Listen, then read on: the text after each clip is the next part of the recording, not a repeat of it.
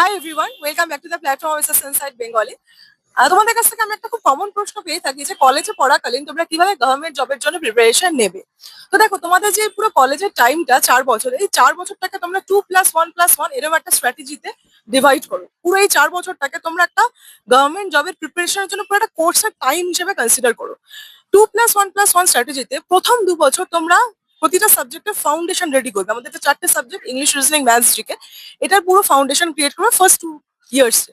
Next অর্থাৎ third ইয়ারে তোমরা যেটা করবে, পুরো প্রিভিয়াস ইয়ারের কোয়েশ্চেন্স এবং রিভিশন, এটা তোমাদের হবে থার্ড ইয়ারের স্ট্র্যাটেজি। আর ফোর্থ ইয়ারে তোমরা রিগুলার মক টেস্ট দেবে, যাতে কিনা কলেজ পাস করার সঙ্গে সঙ্গে তোমরা যে সিজিএলটা বসবে সেই সিজিএলটা যাতে ক্র্যাক হয়ে যায়।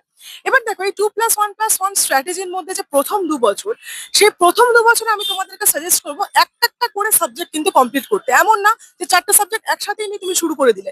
একসাথে 4টে সাবজেক্ট শুরু করলে কিন্তু পুরো কনফিউজ হয়ে যাবে, মানে সবকিছু তোমার ঘেটিয়ে যাবে ব্যাপারটা, যে তুমি ঠাউর করে উঠতে পারবে না, যে কিছুই তো এগোচ্ছে না, এরকম মনে হবে তোমার।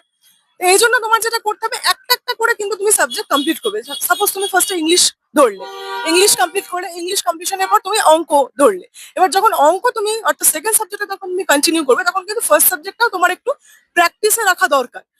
এবার যখন তুমি থার্ড সাবজেক্টটা শুরু করবে, তখন কিন্তু ফার্স্ট আর সেকেন্ড সাবজেক্টটা তোমার প্র্যাকটিসে রাখতে হবে।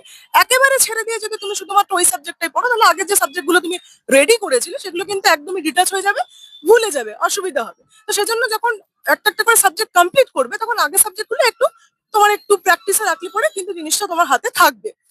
এখানে যে সব থেকে ইম্পর্টেন্ট কথা, সেটা হচ্ছে কনসিস্টেন্সি ইজ দ্য কি। এমন নয় কিন্তু যে আজকে পড়লাম আবার 1 সপ্তাহ পরে গিয়ে পড়লাম, এরকম ভাবে পড়লে কিন্তু কোনোদিনও সিলেবাসই শেষ হবে না এবং তুমি ইন্টারেস্ট হারিয়ে ফেলবে। তাই তোমাকে কিন্তু ডেইলি পড়তে হবে, একটা শিডিউল বানাবে।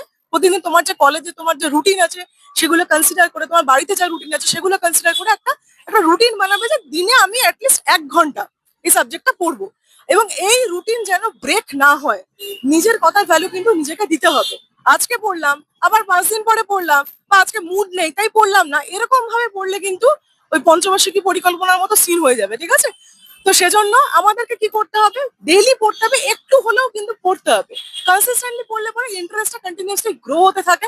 এবং এই তোমাদের এই সময়টাতে, মানে এই এজটাতে একটা প্রবলেম হচ্ছে, তোমরা খুব এদিক ওদিকে খুব ডাইভার্ট হয়ে যাও, এর ওর কথায় ডাইভার্ট হয়ে যায়। ওকে দেখবে যে ও অনেক কিছু পড়ে কমপ্লিট করে ফেলেছে, তুই ভাববে আমার তো একটা সাবজেক্টই এখন অব্দি চলছে, একটা সাবজেক্ট এখন অব্দি কমপ্লিট হলো না, আমারও তাহলে হয়তো একসাথে 2-3টে সাবজেক্ট একসাথে পড়া উচিত। এইভাবে কিন্তু একদম ডাইভার্ট হবে না।